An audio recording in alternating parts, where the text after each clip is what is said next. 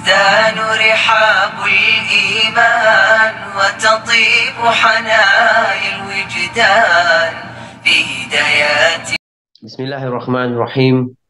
إن الحمد لله نحمده ونستعينه ونستغفره ونعوذ بالله من شرور أنفسنا ومن سيئات أعمالنا.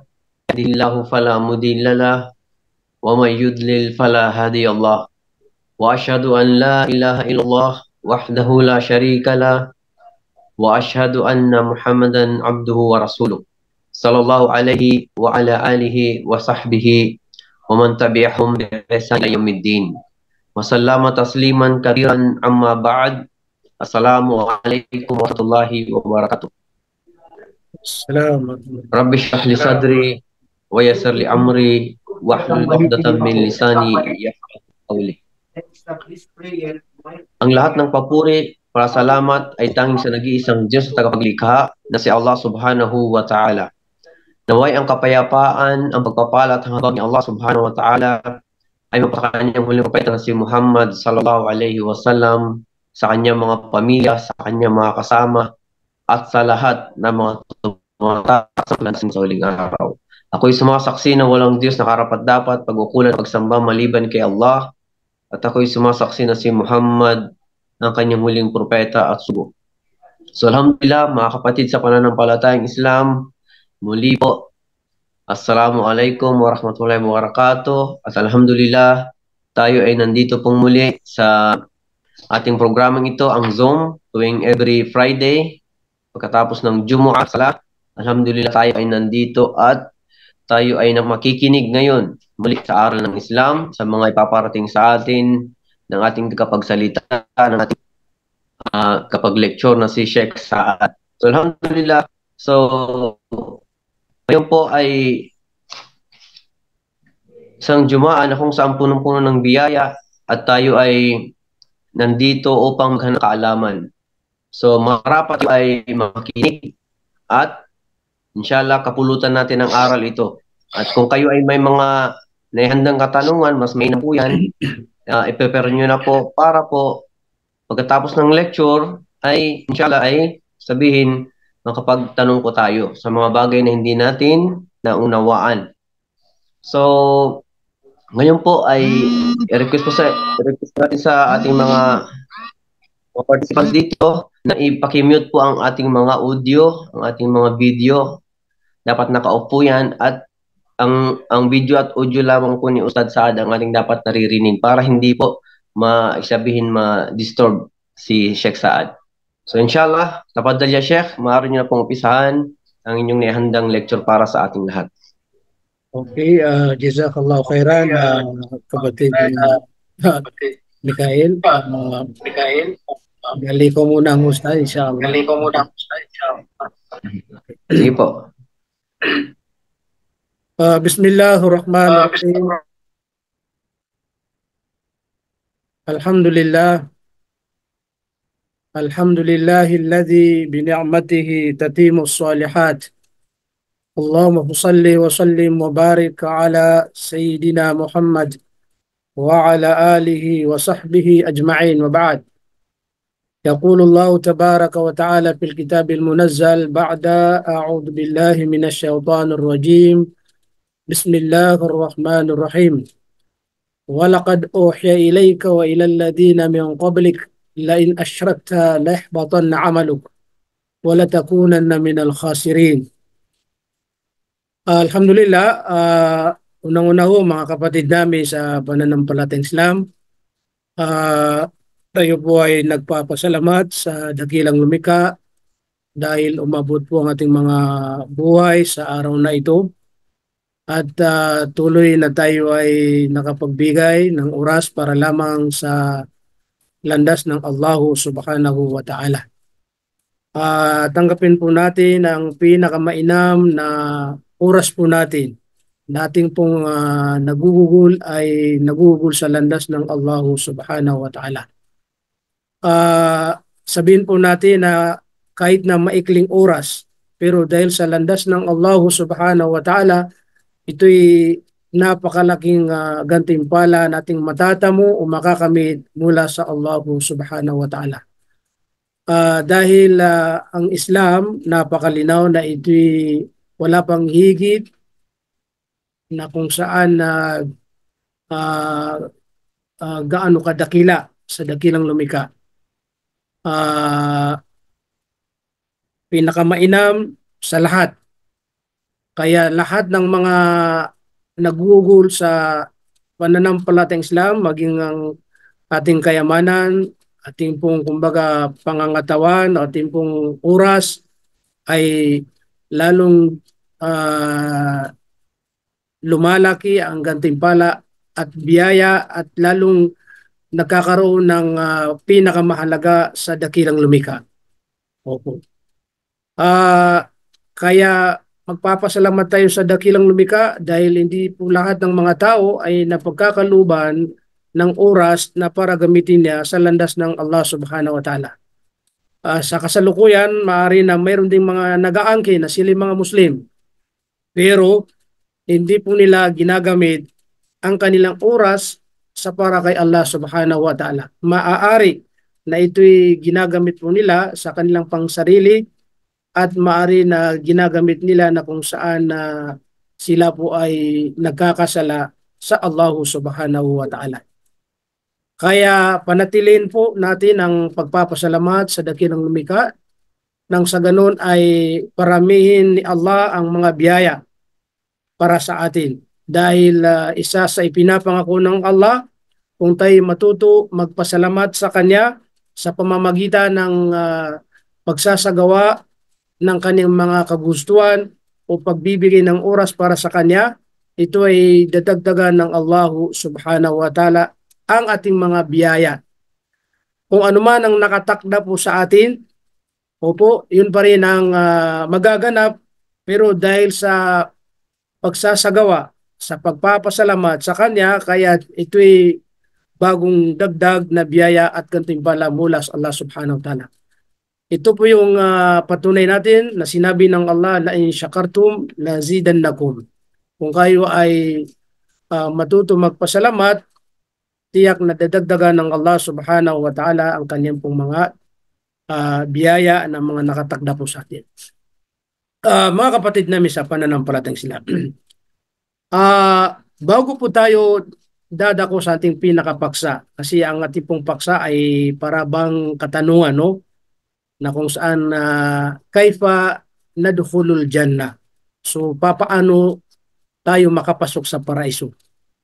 Maari na bawat isa sa atin ay mayroon siyang may sasagot sa katanungan na ito na kung saan ating paksa. Kasi papaano? So sa dami nating narinig na paliwanag ng mga scholar, sigurado mayroon tayong may sasagot na kasagutan kung paano tayo makakapasok sa paraiso ng Allah subhanahu wa ta'ala. So bago tayo po dadako doon, wag po natin kaligtaan na lahat ng mga Muslim dito sa ibabaw ng lupa, babae o lalaki, may katungkulan, walang katungkulan, maputi, maitim, kung ano ang kanyang katayuan o kalagayan sa buhay, lahat po yan ay naghahangad ng paraiso. Kahit na po yung isang Muslim na sabihin natin sa pangalan lamang, dahil isang pasaway, kasi di ba mayroon tayong mga alam, parang ganun po yata, na nag-aangkin na Muslim pero iba ang ginagawa. So kahit na po yung makasalanan na nagsasabi na si Muslim, kung tatanungin mo siya, ikaw ba ay naghahangad na makapasok sa paraiso? Siyempre, wala pong tao na magsasabi, kahit na hindi siya Muslim pa, na siya ay malagay o makapasok sa impyerno. Lahat po tayo ay magsasabi na ang gusto po natin ay paraiso. Kasi kahit hindi po natin inalam o alam kung ano ang kabuuan ng paraiso, pero dahil sa pangalan po lamang na pag nabanggit ay paraiso, sigurado yan may kaligayahan at kasiyahan na walang hanggan, di ba po? Kaya lahat po ang mga tao ay lahat naghahangad po ng tinatawag na paraiso ng Allah subhanahu wa ta'ala. Pero ang tanong, paano natin po ito makukuha? At paano po tayo makakapasok rito? Maari na yung ating pong mga nalalaman sa mga guro po natin o mga eskwela po natin na nagpaliwanag patungkol sa paano makamit ang paraiso, opo. So kung mayroon tayong alam po, ito'y magbabalik aral po tayo o idadagdag po natin kung anong pag-aaral natin ngayon. Kumbaga, idadagdag po natin ito. Kung alam natin, parang balik aral po tayo mga kapatid namin sa pananampalataya. Pero wag po natin kaligtaan. Lahat ng mga ginagawa po ng isang tao dito sa ibabaw ng lupa, kapag mayroong halong pagtatambal, na ginagawa na hindi para lamang kay Allah subhanahu wa ta'ala, kundi may ibang tinutukoy na kung saan pagtatambal. Opo, kaya kahit ano pong daming ginagawa niya ng mga mabubuti dito sa ibabaw ng lupa, ito ay walang kabuluhan at walang saysay dahil hindi po tatanggapin ng Allah subhanahu wa ta'ala. Ibig sabihin, mawawala ng saysay lahat ng mga ginagawa ng isang tao kapag mayroon siyang inihalo na pagtatambal sa Allah subhanahu wa ta'ala. Kayong talata na sinabi ng Allah subhanahu wa ta'ala na وَلَقَدْ أُوحِيَ إِلَيْكَ وَإِلَى الَّذِينَ مِنْ قَبْلِكَ. Nasa kahulugan po sabi ng Allah, katotohanan, aking ipinahayag sa iyo Muhammad, ang tinutok si Muhammad, at sa mga naunang mga propeta at sugo na nauna kay Muhammad sallallahu alaihi wasallam. Ang Allah ay nagsabi sa kanila, lain asyrakt la yahbatanna amaluk.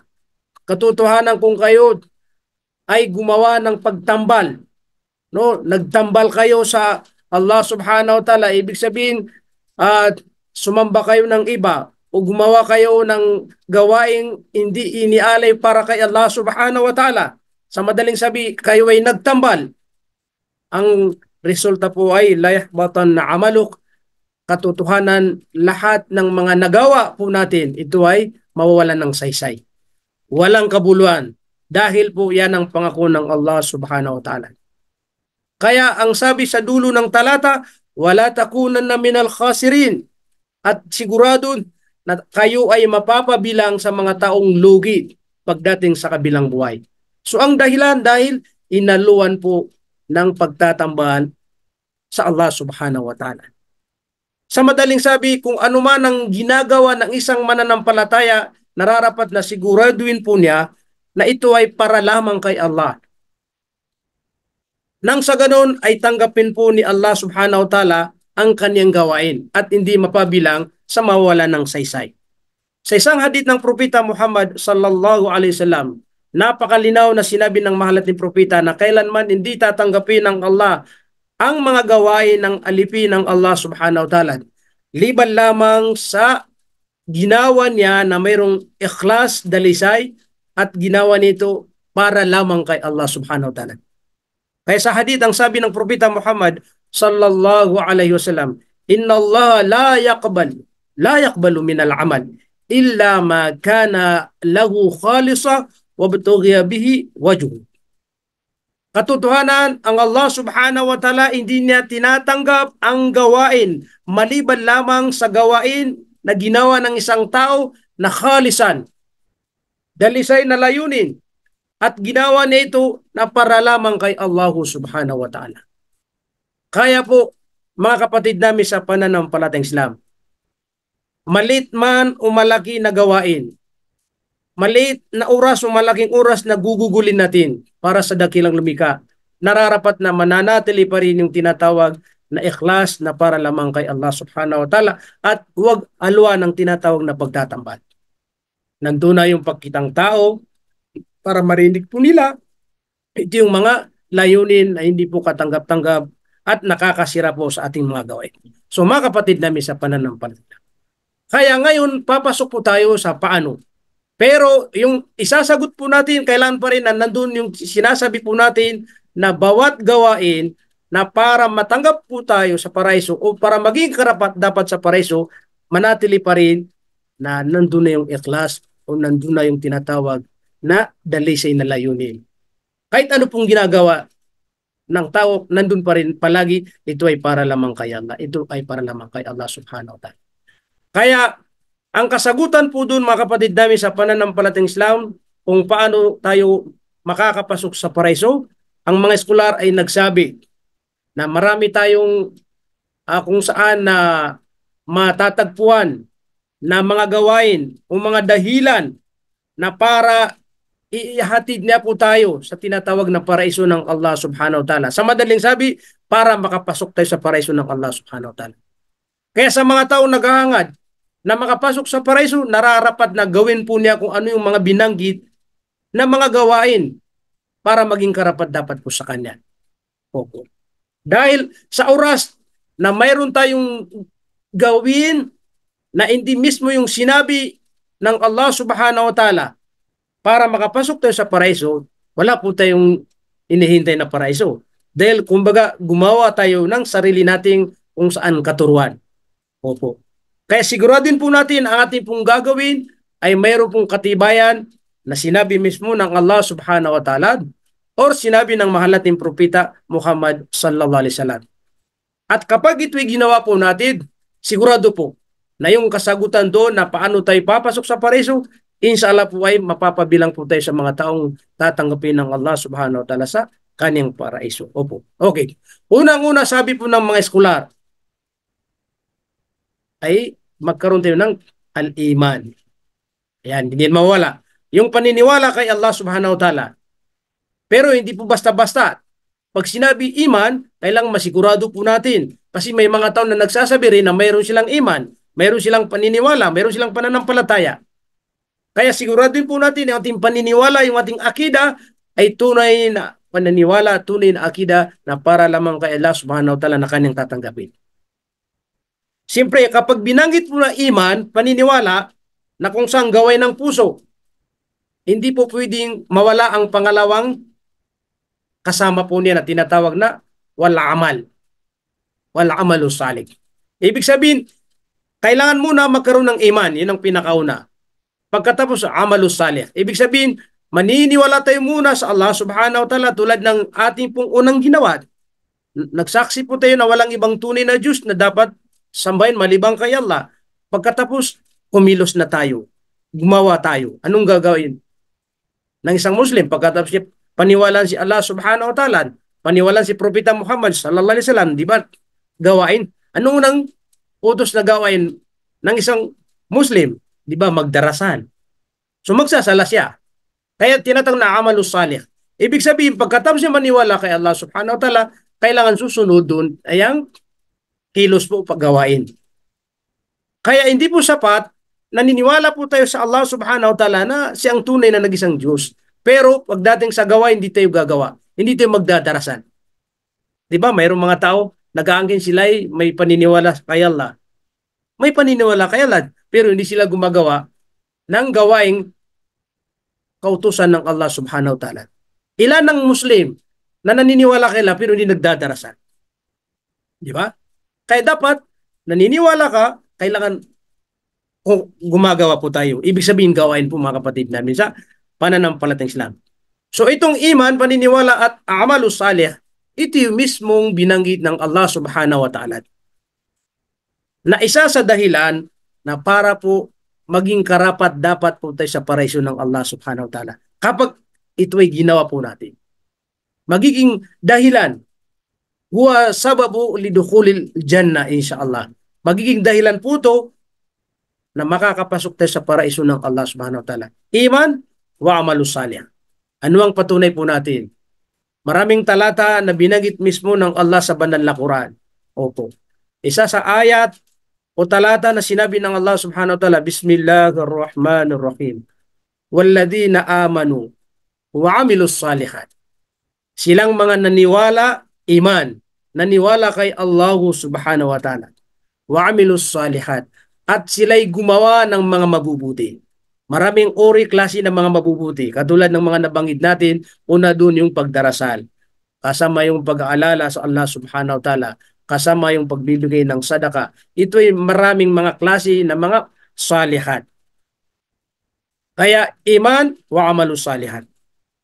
Dahil naniwala, dahil gumawa ng mga mabubuti, kaya ang sabi ng Allah, ulaik ashabul jannah. sila ay sigurado, ashabul jannah. Mapapabilang sila sa mga tao na kung saan papasok sa paraiso ng Allah subhanahu wa ta'ala. Hum fiha khalidun, at magiging mananatili sila sa tinatawag na paraiso ng Allah subhanahu wa ta'ala.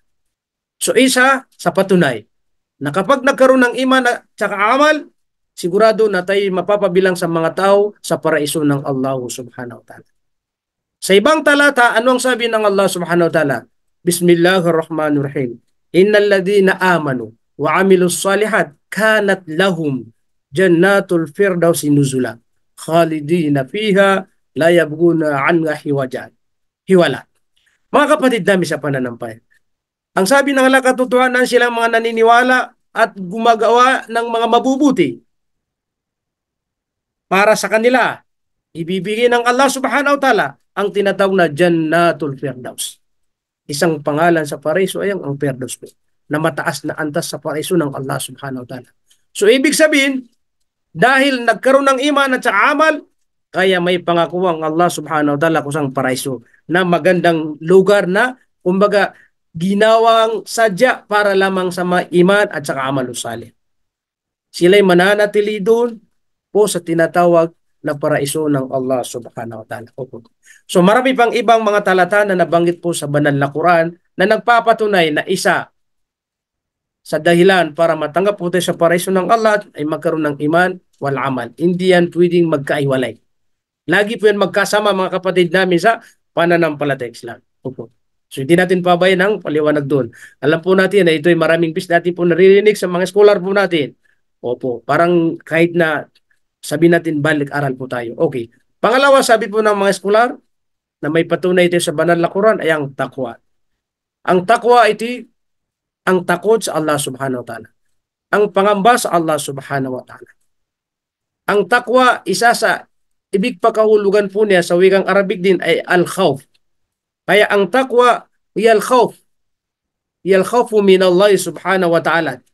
Ang takwa daw, ang takot sa Allah subhanahu wa ta'ala ay siya yung mangamba tayo sa Allah subhanahu wa ta'ala. Nakataas-taasan.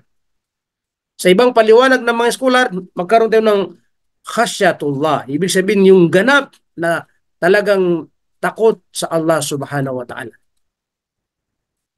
Pangalawang ibinigay nila na kahulugan sa takwa ay ang maging handa po tayo gawin lahat ng mga ipinahayag na kautusan mula sa banal na Quran at mula sa sunnah ng Propeta Muhammad sallallahu alaihi wasallam. Wal amalu bima anzala ilayna minal Quran was sunnah. Gawin po natin kung ano ang mga bagay na inipahayag sa atin, ipinahayag sa atin mula sa Quran at mula sa hadith ng Propeta Muhammad sallallahu alaihi wasallam. Wa yaqtani'a al-insanu bil qalil. So maging kontento po tayo at malugod po tayo. Malugod ang tao sa kung ano man ang ipinagkaloob ng Allah sa kanya, kahit bil qalil, kahit kukunti lamang. Dito sa Saudi Arabia, magkakaiba po tayo ng sahod.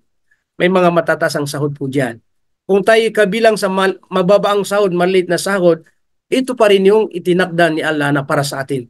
Kaya magkaroon tayo ng tinatawag na ridha. Tinatawag na, kumbaga, muktanya. Ibig sabihin, tinatanggap po natin mula sa ating puso kung ano man ang ipinagkaloob ng Allah subhanahu wa ta'ala. Wala ni sa atin na may gusto na mababa ang kanyang kinikita. Lahat po gusto natin mataas ang kinikita po natin. Tingnan niyo po pag Disyembre. Kaya may mga dumadalo mula sa mga malalayong lugar. Pupunta lang sa Maynila para doon mag-Disyembre. Magdinegosyo, lalong-lalo na sa mga kapatid natin po na mga Maranao. Opo. Magdinegosyo po sila. Kaso lang hindi natin hawak yung mga pangyayari. Sila pa rin ang may hawak. Hindi natin control ang lahat. Lalong lang ang mga hanap buhay po natin. Sila pa rin ang may control. Kaya si Allah subhanahu wa ta'ala ang magdi-decide. Ang mahalaga po, ginawa po natin ang lahat. Hindi po tayo nagtamatamaran po. At least, ginawa natin ang lahat. Pero kung ano man ang naging resulta, kumita tayo, hindi tayo kumita, o kumita ng maliit, dapat bilang may takwa, may takot sa Allah ay tinatanggap pa rin natin yan mula sa puso natin dahil ito ay mula sa Allah subhanahu wa ta'ala. Dahil si Allah ang nagbibigay ng panustos. Kung sino man ang nais ni Allah na paramihin ang biyaya, tiyak na magaganap. Kung sino man ang palilitin ni Allah subhanahu wa ta'ala ng mga biyaya, ganun magaganap pa rin yan. Kaya kung ano man ang resulta natin pong nakakamit, natatanggap, yan po ay tatanggapin bilang tayo may takot sa Allah subhanahu wa ta'ala. At kasama sa paliwanag ng mga scholar ay laging handa po tayo sa tinatawag na Yawmul Rahil. Pag sinabi Yawmul Rahil, ito yung araw na alis tayo sa mundo. Ang ibig sabihin, ang isang Muslim ay lagi siyang handa.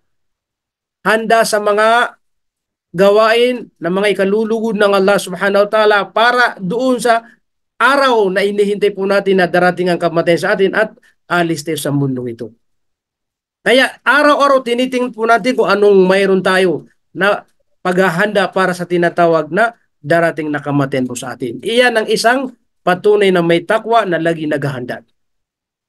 Naghahanda sa pamamagitan ng pagbabasa ng Quran, nakahanda sa pamamagitan ng pagdadarasal ng mga sunnat, naghahanda para sa pamamagitan ng pag-aayuno ng mga voluntaryong pag-aayuno, paghahanda para sa pagbibigay ng kawanggawa na sadaka, paghahanda para sa mga iba't ibang uri ng mga gawain para doon sa tinatawag na darating na kamatayan po sa kanya. Ito yung lagi natin nababanggit na mga taong may utak, mga taong mga matatalino, na kung saan yaong mga taong pinaghahandaan po nila ang kamatayan na darating sa kanila. Opo, ito yung sinabi ng Propeta Muhammad sallallahu alaihi wasallam. Al-kaysu man dana nafsa wa amila lima ba'dal maut. Ang mga matatalino na mga tao, mga scientist na mga tao, magaling. Yaong mga taong kanilang pinigilan ng kanilang sarili sa mga gawain na mga masasama. Pero anong ginawa nila? Naghahanda po sila ng mga gawain para sa tinatawag na kamatayan na darating po sa kanila mga kapatid namin sa pananampalatayang Islam. Subhanallah. So, yan po ang ibang paliwanag ng mga scholar sa tinatawag na takwa. At mayroon pang dagdag nila na paliwanag ang tinutukoy daw na takwa o takot sa Allah subhanahu wa ta'ala ay ang gawin ang lahat ng mga ipinag-utos ng Allah subhanahu wa ta'ala at layuan lahat ng mga ipinagbabawal ng Allah subhanahu wa ta'ala. Kaya kung hanggang ngayon ay mayroon pa rin tayong hindi ginagawa na alam po natin ay pinag-utos ng Allah at mayroon pa tayong natitira na hanggang ngayon na alam natin na bawal ay hindi natin nilalayuan, ibig sabihin wala pa tayong tunay ganap na takwa o takot sa Allah subhanahu wa ta'ala. Lumalabas na abang mayroon pa tayong ginagawa ng mga muharramat, ginagawa ng mga pagkakasalat, lumalabas na may kulang pa mga kapatid na sa pananampalatayang Islam. So paano ngayon magiging karapat dapat tayo sa paraiso ng Allah? Mismo yung mga asbab, yung mga kondisyon na hindi natin po nagagawa na kumpleto. Kaya sinisikap po natin abang may buhay po tayo ay paano tayo maging ganap na may takwa o pangamba sa Allah subhanahu wa ta'ala. Kaysa rin daw sa tanda na makikita ang isang tao na may takwa sa Allah subhanahu wa ta'ala ay pinaparami po niya yung mga gawain niya na mga pagsamba para kay Allah subhanahu wa ta'ala. Subhanallah. Kaya mga kapatid namin sa pananampalataya, ang patunay natin na ang takwa ay magiging dahilan para makapasok tayo sa paraiso, katulad ng sinabi ng Propeta Muhammad sa pamamagitan na kung saan may nagtanong sa kanya. Su'ila Rasulullah sallallahu alaihi wasallam an akthari ma yudkhilun nas al-jannah. Itinanong kay Propeta Muhammad sallallahu alaihi wasallam patungkol ba sa alin ang mas marami, alin ang marami na magiging dahilan na makakapasok siya sa paraiso ng Allah subhanahu wa ta'ala. Kumbaga sa katangian, ano yung katangian ng isang tao na maging dahilan na sila ay makakapasok sa paraiso ng Allah subhanahu wa ta'ala? Maraming mga nabanggit po, pero isang kasagutan ng Propeta Muhammad sallallahu alaihi wasallam na kung saan marami na makakapasok sa paraiso ay ang dahilan ay meron siyang takwa. At taqwallahu wa husnul khuluq. Dalawa. Taqwallah wa husnul khuluq. Ibig sabihin, kung ikaw ay nais mong mapabilang sa mga taong maraming papasok sa paraiso o magiging karapat dapat sa paraiso ng Allah subhanahu wa ta'ala, kaya magkaroon ng dalawang katangian. Taqwa wa husnul khuluq. Takot sa Allah at mabuting pag-uugali. Hindi yan maghiwalay kasi sinabi ng mahal nating propeta, magkaroon ng takwa, magkaroon ng magandang pag-uugali. May takot ka sa Allah, ginagawa mo lahat ng mga nabanggit na mga opinion ng mga scholar na para maging karapat-dapat ka na may takwa o takot sa Allah subhanahu wa ta'ala. Subhanallah. Pero pagdating sa pag-uugali, ay hindi magandang pag-uugali mo. Ano ngayon? Ikaw ba'y maging karapat-dapat sa paraiso? Ay hindi po, kasi ang sabi ni Propeta Muhammad sallallahu alaihi wasallam ay yung karamihan na makakapasok sa paraiso, ito ang kanilang dalawang katangian. Taqwallah wa husnul khuluq. Kaya usayan mo ang iyong takot sa Allah subhanahu wa ta'ala. Palakasin mo. At usayan mo rin yung magandang pakikitungo sa mga tao. Magandang pakikitungo sa asawa, magandang pakikitungo sa mga anak, magandang pakikitungo sa mga magulang, magandang pakikitungo, kahit sino po yan, mamusliman o hindi kailangan magkaroon din ng husnul khuluq. At ang husnul khuluq, isa rin po yan sa nabanggit sa hadith, na ang palatanda na may kumplitong iman o pananampalataya ay dahil sa mayroon siyang magandang pag-uugali. At kapag nawawala ang magandang pag-uugali, lumalabas, may kulang po sa ating iman o pananampalataya. At saka pag hindi magandang pag-uugali, hindi tayo makakapagbigay ng da'wa sa mga tao. Lalong-lalo yung mga pinapaliwanagan natin sa Islam. Kapag hindi nila nakita ang magandang pag-uugali, ano ang sasabihin nila sa atin? Isang Muslim, lagi nagsasalayan. Opo, pero ang ugali niya napakasama. Kaya mayroon tayong mga experience, binisitaan sa kanilang mga trabaho, hindi ka pa nakapagsalita, kilala namin, panay sa masjid daw, nagsasala, pero ugali, sa pang ugali. So, dahil hindi kumpleto ang iman niya, kaya iba pa ang kanyang mga nilalarawan. Iba pang binibigay niya na image mo sa mga tao. Kaya dapat, pag nagsasabi ka, Muslim ka, may takot ka sa Allah, maganda ang pag-uugali mo, mga kapatid namin, sa pananampalataya. At pangalawa, nabanggit po natin na hindi ka magiging ganap na mananampalataya kung mayroong masamang pag-uugali. Kaya husayin po natin ang magandang pag-uugali. Yan ang isa sa nabanggit ng Propeta Muhammad sallallahu alaihi wasallam. At ganun din, may nagtanong ni Propeta, waswila an akthari ma yudkhilun nas an-nar. Itinanong ni Propeta kung sino yung mga marami na mga tao na papasok din, makakapasok, magiging dahilan na siya makakapasok sa apoy ng impyerno. Kasi kabaliktaran po yan. Dalawa rin ang sinabi ni Propeta Muhammad sallallahu alaihi wasallam. Al-fam wal-farj. Al-fam wal-farj. Anong ibig sabihin to? Kailangan ang dila po natin, mag-iingat tayo rito, at dito sa baba, masilang bagay ng katawan, lalaki babae, mag-ingat din. Dahil yan ang marami na maging dahilan na makakapasok sa impyerno. Sa dila, dahil palaging bunganga, ibig sabihin, kung ano ng mga sinasabi, hindi niya minsan inisipan yung mga sinasalita, nagbibitaw siya ng mga salita na walang kabuluhan, walang saysay, kaya hindi na namamalayan, nagkakasala po siya. O di kaya nagmamaritis siya, o di kaya nagsisinungaling siya, o di kaya naninirang puri. Ibig sabihin, lahat galing sa bibig niya.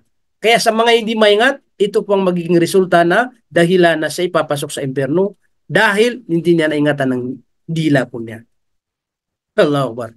Kung gaano karami ang masabi po natin, gaano din karami nasasabi natin minsan mga kasinungalingan na walang saysay. Kaya di ba ang sabi ng mahal natin propeta, man kana yu'minu billah wal yawmil akhir falyaqul khair aw liyasmut. Sino man ang naniniwala sa Allah subhanahu wa ta'ala at naniniwala sa kabilang buhay. Kung ikaw ay naniniwala, naniniwala sa kabilang buhay, anong gagawin mo? Magsalita ka ng mabuti.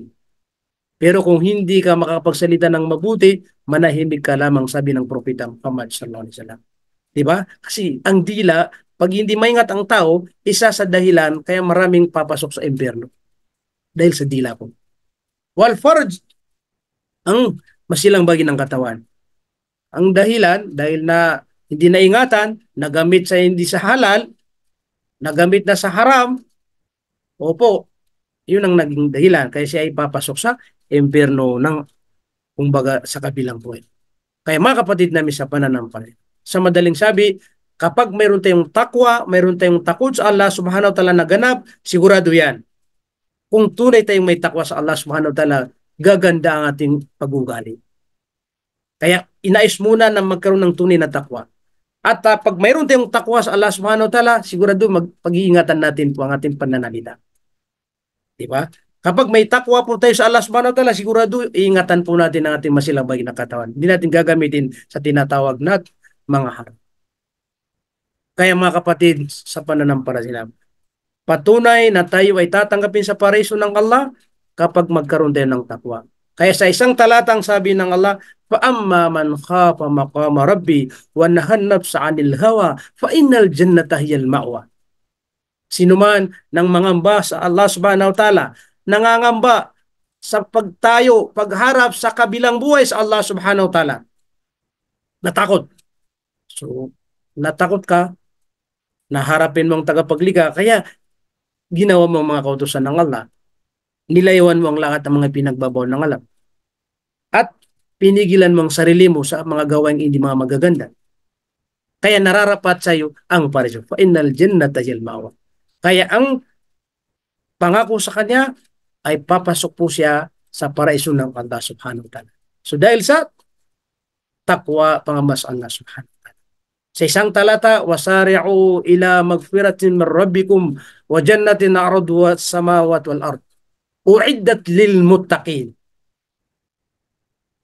Magmadali kayo, sabi ng Allah subhanahu wa ta'ala. Agahan ninyo. Ano ang tinutukoy na magunan po tayo dyan? Magfira, yung kapatawaran ng Allah subhanahu wa ta'ala. Merrabik, amula sa Panginoon natin na si Allah subhanahu wa ta'ala. Tapos, dalawa, wajanna. Opo. Inutusan tayo, magunang kayo, magmadali kayo. Ano? Sa kapatawaran ng Allah subhanahu wa ta'ala. Gumawa kayo ng pamamaraan para mapatawad kayo ng Allah subhanahu wa ta'ala. At pangalawa, inutusan din ng Allah na magmadali po tayo, ay ang wajanna, ang paraiso ng Allah subhanahu wa ta'ala. Paraiso. Na ang paraiso ay kasing lawak ng 7 palapag na langit at lupa, mga kapatid namin. Gaano kalaki. So itong paraiso, anong sinabi sa dulo ng talata? Uiddat lil muttaqin. Ang paraiso na ito na kasing lawak ng 7 palapag na langit at lupa, ito ay para lamang sa muttaqin, para lamang sa mga taong may tunay na takwa at pangamba sa Allah subhanahu wa ta'ala. Innal muttaqina fi maqamin amin. Katotohanan, silang mga may takot o natatakot sa Allah subhanahu wa ta'ala, sigurado, paruroon po sila doon sa pok na kung saan may katiwasayan. Ang tinutukoy na amin, ang paraiso ng Allah subhanahu wa ta'ala. Fi jannati wa uyun. Sa paraiso ng Allah subhanahu wa ta'ala na may mga bukal doon na kumbaga umaagos, dumadalo po sa paraiso ng Allah subhanahu wa ta'ala. So yan po mga kapatid namin sa pananampalatayang Islam na kung saan mga patunay na kapag ang isang tao ay nagkaroon siya ng takwa ay nararapat po sa paraiso ng Allah subhanahu wa ta'ala. Opo. Tinitingnan oras po natin, medyo mahaba ba? 2:14. Okay. Pangatlo, nababanggitin natin, baka dito po tayo, kasi yung oras po natin. Ang pangatlo na sinabi po ng mga eskolar, para maging karapat dapat tayo sa paraiso ng Allah, ta'atullah war rasul. Maging ganap po tayo na masunurin sa Allah subhanahu wa ta'ala at masunurin kay Propeta Muhammad sallallahu alaihi wasallam. Anong ibig sabihin nito? Susundin po natin ang Allah subhanahu wa ta'ala sa kanyang mga kautusan. Ta'atullah. Maging ganap tayo na muti'ullah. Ako ay halimbawa ganap na sumusunod kay Allah subhanahu wa ta'ala. So hindi sapat po yun na siya lamang ating sinusunod. Kasi war rasul, mayroon siyang sugat propeta na ipinadala na dapat kasama po yun sa kung saan sundin po natin. Dahil yan ang ipinag-utos ng Allah subhanahu wa ta'ala. Na maniwala po tayo sa Kanya, sundin natin siya, at sundin ang Kanyang propeta na si Muhammad sallallahu alaihi wasallam. Okay, sumusunod tayo kay Allah. Pero pagdating yung propeta, hindi tayo sinusunod ang kanyang mga kautusan, di ba? Wala pong saysay. Kung isa lang, kailangan dalaw po yan. Dahil sa Quran mismo, doon po binanggit ni Allah subhanahu wa ta'ala na kailangan sumunod tayo sa Allah at sumunod tayo sa kanyang sugo. Ang pagdarasal ay pinag-utos ng Allah subhanahu wa ta'ala. Magdarasal kayo. Magdarasal kayo. Aqimis salah. Okay, magdarasal kayo. Utos ng Allah subhanahu wa ta'ala. Papaano tayo magdarasal? Wa rasulahu. Sa kanyang sugo. Titingnan natin kung paano nagdarasal ang propeta Muhammad. Yun ang susundin natin. Kaya, ta'atullah war rasul. Sundin ng Allah sa lahat ng kanyang mga pinagutos na naaayon, sang-ayon sa pamamaraan ng mahal nating propeta Muhammad sallallahu alaihi wasallam.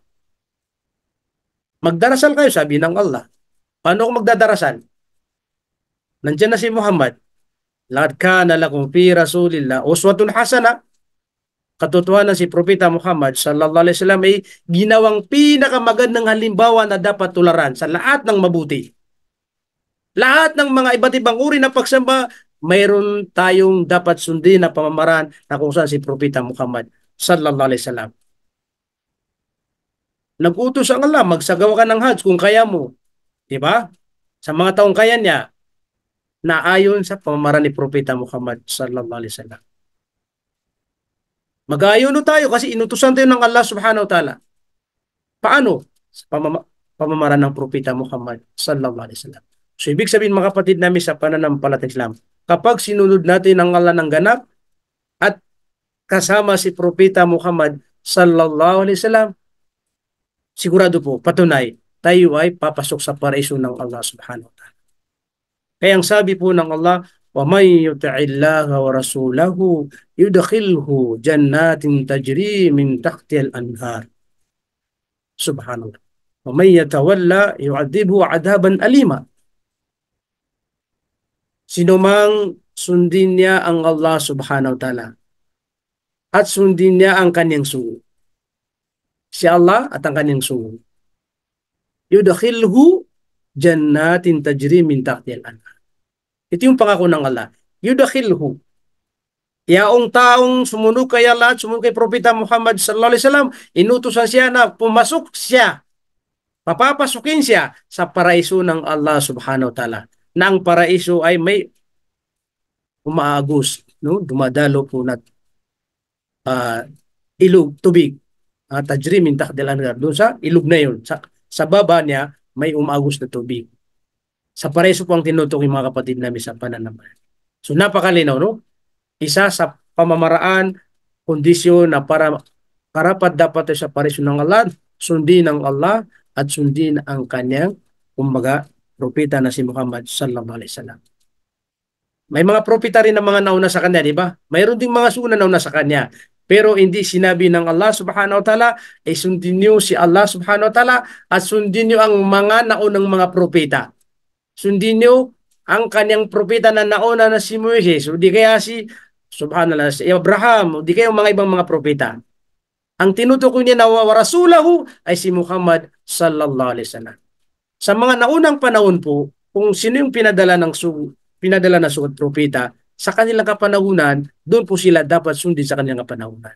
Pero dahil si propeta Muhammad ay siyang kapanahunan po natin na ipinadala ng Allah subhanahu wa ta'ala at ginawa niyang magandang halimbawa sa lahat ng mga bagay na gagawin po, kaya obligado na sa taong may tunay na paniniwala sa Allah at susundin niya ang mga kautusan ng Allah, kailangan alamin po niya kung ano yung pamamaraan ng propeta Muhammad sallallahu alaihi wasallam. Para makasigurado po siya na ang kanyang mga gagawin ay tatanggapin ni Allah subhanahu wa ta'ala dahil nagawa niya ito sa pamamaraan ng mahal nating propeta Muhammad sallallahu alaihi wasallam. Yung aya na yun, anong sabi niya Allah? Wa may yatawalla. Kung sino man ang tumalikod. Tumalikod. Ibig sabihin, kahit naniwala kay Allah, pero tinalikdan mo ang propeta Muhammad sallallahu alaihi wasallam. Hindi mo ginawa anong pamamaraan ng propeta Muhammad sallallahu alaihi wasallam. Nagsarili ka. Opo, nagsabi siya lang magdarasal ka. Okay, magdadarasal ako. Pero naayon sa aking sarili. Hindi ko titingnan kung ano yung pamamaraan ng propeta. Na samantalang sabi ng propeta Muhammad sallallahu alaihi wasallam ay sallu kama ra'aytumuni usalli. Sallu kama ra'aytumuni usalli. Magdarasal kayo katulad ng inyong nakikita sa pagdarasal. Siyempre, hindi natin nakita si propeta dahil siyempre hindi natin siya kapanahunan. Pero yung mga sahaba na nakita nila si propeta kung paano siya nagdarasal, at si propeta ay nagkwento rin kung ano yung mga pamamaraan at naisulat na sa mga libro aklat at nabasa po natin. Kaya kahit hindi natin nakita si propeta Muhammad sallallahu alaihi wasallam, pero naiparating sa atin yung anong tamang pamamaraan ng pagdarasal na katulad ng pagdadarasal niya. Kaya yun pa rin ang susundin natin. Yun pa rin ang gagayin po natin para sigurado na tatanggapin ng Allah subhanahu wa ta'ala. Kasi dito po pumapasok yung tinatawag na bid'ah, na may ginawa po tayong pagsamba na hindi naayon sa pamamaraan ng propeta at hindi ginawa ni propeta. Kaya ito yung sinasabi ng mga scholar na gumawa tayo ng bagay na hindi naman naayon sa Islam. Ay tinatawag na bid'ah. Mga panibagong gawain na pagsamba. Samantala ang Islam ay kamil. Al-yawma akmaltu lakum dinakum. Sa araw na ito, sabi ng Allah, aking kinumplito ang inyong relihiyon. Kinumplito na ang pamamaraan pagdating mo sa pananampalataya. Allahu Akbar. Al-yawma akmaltu dinakum wa atmamtu alaykum ni'mati, at kinumplito ko rin, ginangganap aking biyaya sa inyong relihiyon. Wala pa tayong hanapin. Kumpleto na yung biyaya ni Allah subhanahu wa ta'ala sa pamamagitan ng Islam. Waraditu lakum al-Islam Madina, at inyong dapat panghahawakan na aking ikalulugod lamang ay ang Islam lamang. Kaya ibig sabihin, kapag hindi natin ginawa yung pamamaraan ng propeta Muhammad sallallahu alaihi wasallam at mayroon tayong sariling pamamaraan na base sa ating kaalaman o di kaya base sa mga maaari na narinig natin sa ating mga sinusunod, pero walang katibayan na ito'y ginawa ng mahal nating propeta Muhammad sallallahu alaihi wasallam, bukod sa nakagawa tayo ng bid'ah, ay sigurado walang kabuluhan din ang ating pong gawain. Man amila amalan laysa ali amruna fahuwa. Kung sino man ang gumawa ng gawain na hindi naayon sa pamamaraan ng propeta Muhammad sallallahu alaihi wasallam, fahuwa, hindi tatanggapin yan. Kaya tama po. Nag-ayuno ka, nagsala ka, nagsaka ka, nag-umrah ka, at iba pang mga gawain, hindi naayon sa pamamaraan ni propeta Muhammad sallallahu alaihi wasallam, hindi tatanggapin, fahuwa. Ibabalik sa kanya, kasi kapag ibinalik sa yung isang bagay, ibig sabihin hindi tinanggap. Kaya sinabi, fahuwa. Yung gawain na yun na ginawa niya, kung anong klaseng gawain yun, pahuwarad, ibabalik sa kanya. Dahil, bakit? Dahil hindi ginawa ng propeta Muhammad sallallahu alaihi wasallam. Ano bang saysay ng propeta Muhammad sallallahu alaihi wasallam?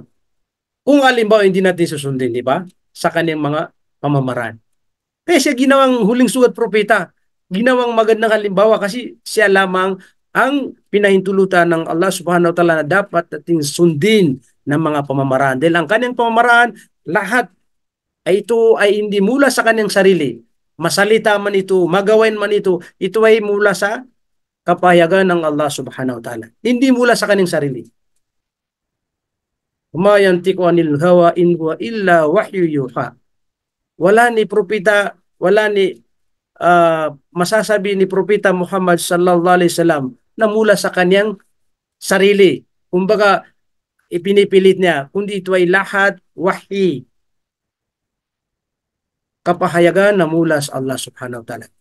Kaya sigurado, pinatunayan ng Allah subhanahu wa ta'ala na innaka ala siratil mustaqim. Ikaw ay nasa tunay na matuwid na landas. Wala pa tayong hanapin. Kaya tama, kung mayroon ding ibang hanapin na pamamaraan, sigurado tayo ay maliligaw mga kapatid namin sa pananampalatayang Islam. So dahil po mayroon tayong natitirang ilang minuto at pwede natin gawin po ito na kung saan na katanungan, na kung mayroong mga katanungan. At sana po mayroon tayong napulot na aral sa aking ibinagi. Medyo marami-rami pa ito mga kapatid. Kaso lang, ang oras ay ano po, kaya natin ipagpatuloy sa susunod. Hanggang dito po lamang. Wa akhiru da'wana alhamdulillahi rabbil alamin. Wassalamualaikum warahmatullahi wabarakatuh. Jazakumullah khairan. Waalaikumsalam warahmatullahi wabarakatuh. Alhamdulillah. So, alhamdulillah. Diyan po nagtatapos si Sheikh Saad na ipagpatuloy niya yung mga hindi pa nabanggit sa susunod inshallah ng mga lecture ni Ustad. So, alhamdulillah, dumako po tayo ngayon sa ating question and answer. Meron po tayong 5 minutong natira. Mga brothers and sisters dyan. So, maaari nyo na pong i-on ang inyong mga audio. So, ayan po, open na po yan, inshallah. Assalamualaikum, Ustad. Waalaikumsalam. Assalamualaikum warahmatullah. Tanong ko lang, Ustad. So, Jalal, sige, okay. Kung mamamatay, kung makapasok tayo sa paraiso, Ustad, ilang taon yung edad natin? What do you mean? Kung mamamatay kayo, ibig sabihin, kung makapasok tayo doon, ang edad ba natin parehas-parehas? Okay, maganda. Kung tinutukin nyo sa paraiso na, ganon. Sa paraiso na. Oo. Yan yung tanong ko, Ustad. Okay, maganda po ang tanong ng ating kapatid. Ang nabanggit po sa hadith, isa rin po sa nabanggit sa hadith, ay ang ating edad ay katulad ng edad na nabanggit nung kapanahunan ni Propeta Isa alayhi salam nung iniakyat po, bali 33 daw, yun ang pinakano po doon. So, yung pagdating sa pare-parehas ba, opo, magkakapatapatay po tayo ng edad kasi yun ang nabanggit. Walang nabanggit na may 35, may 36, may 39, kundi yun ang nabanggit na kasing edad ng ni Jesus alayhi salatu wasalam. Ibig sabihin, 33 po ang tinutukoy po doon. Allah alam, baka mayroon ibang nabanggit, pero yun ang pa rin ang lagi po nating naririnig sa mga scholar at na basa po rin natin inshallah. So 33 po, yun ang pinaka sinabi ng mga pantas po natin. At pantay-pantay po tayo.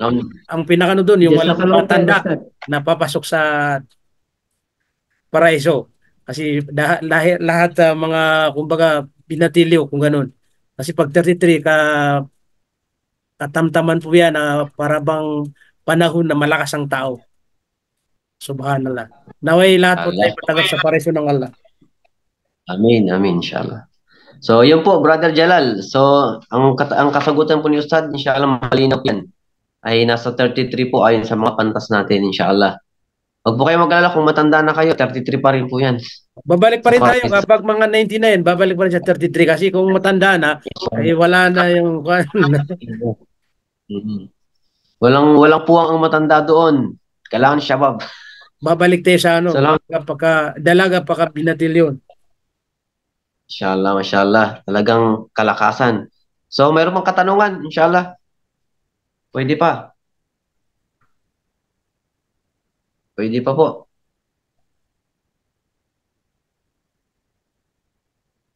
So, sino pa ang magtatanong? Bukod sa edad sa paraiso, ano pa po ang nais niyong malaman? Ha? May tatanong niyo kung ilan ang asawa niyo dun, ha? Masya. So ano po, mayroon pang katanungan? Brothers and sisters dyan? Marami tayong participants sa araw na ito. Alhamdulillah, mashallah. Naway biyayaan, pagpalain tayo ni Allah. Marami tayo ngayon. Ya Allah. So may natitira pa tayong 1 minuto. Pwede ba kahit isang tanong pa? Tapusin na natin ang isakto natin ng 2:30. Saka tayo mag closing remark. Okay. So, kung wala pong katanungan, alhamdulillah. Inshallah sa mga gusto pang mag-abang, malaman yung mga karugtong ng topic na yun ni Ustad. So, lagi po tayo dapat nandito, present po lagi tayo inshallah. So, kung wala pong katanungan, ay dumako po tayo sa huling payo po ni Ustad Saad sa kanyang topic po. Inshallah, Ustad, sa huling payo niyo po, maaari niyo na pong sabihin. Okay, Bismillahirrahmanirrahim. Bali, ang dagdag po natin do sa ating pong ibinagi sa inyo, mga kapatid namin sa pananampalatayang Islam. Isang mama, dumating kay Propeta Muhammad sallallahu alaihi wasallam at nagsabi po siya, Shahidtu an la ilaha illallah wa annaka Rasulullah. Wa sallaytul khams wa waddaytu zakat mali wa sumtu Ramadan.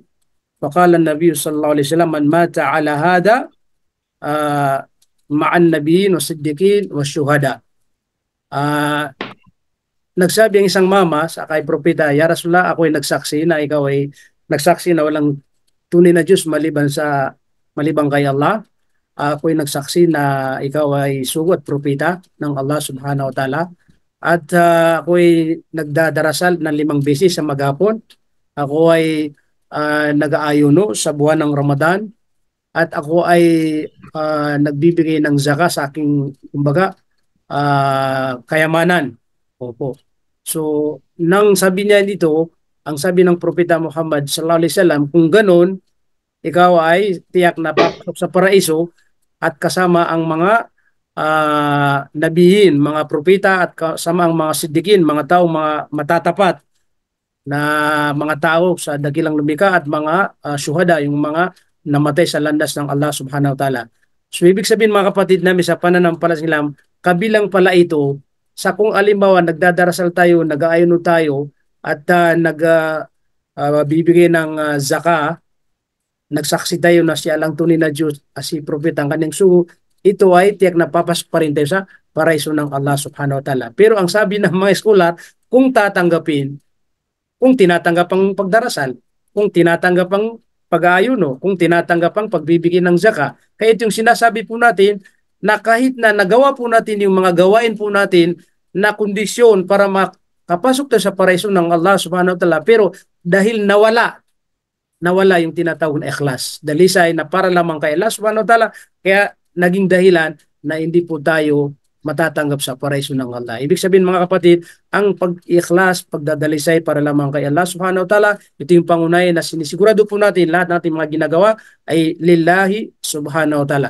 para lamang kay Allah. Naway pagkaloob ni Allah sa atin ang tinatawag na tunay na ikhlas para lamang sa Kanya, hanggang sa bawian tayo ng buhay na maikhlas po tayo, hanggang sa makarating tayo sa kabilang buhay na tatanggapin tayo sa paraiso ng Allah subhanahu wa ta'ala. Hanggang dito po lamang. Assalamualaikum warahmatullahi wabarakatuh. Waalaikumsalam warahmatullahi wabarakatuh. So alhamdulillah, diyan po nagtatapos mga kapatid sa pananampalatayang Islam ang araw na ito sa ating paghahanap ng kaalaman. Alhamdulillah, naway magkita-kita po tayong muli sa susunod na mga Friday po inshallah, at abangan po natin yung mga magle-lecture din inshallah, at inshallah ay nakakapulutan natin ng aral mga kapatid sa pananampalatayang Islam kung ano man ang kanilang mga binabahagi sa atin. So alhamdulillah, hanggang dito na lamang po. Inshallah tayo ay biyayaan pagpalain ng Allah subhanahu wa ta'ala at gabayan tayo sa kanyang relihiyon hanggang sa huling sandali ng ating buhay sa mundong ito. At naway idalangin natin kay Allah na papasukin tayo sa paraiso, naway biyayaan tayo sa mundong ito ng pagsunod sa kanyang mga pinag-uutos at pag-iwas sa kanyang mga ipinagbabawal. So alhamdulillah, hanggang dito na lamang po. Subhanakallahumma wa bihamdik, asyhadu an la ilaha illa ant, wa astaghfiruka wa atubu ilaik. Assalamualaikum warahmatullahi wabarakatuh. Waalaikumsalam warahmatullahi wabarakatuh. Jazakumullah khairan.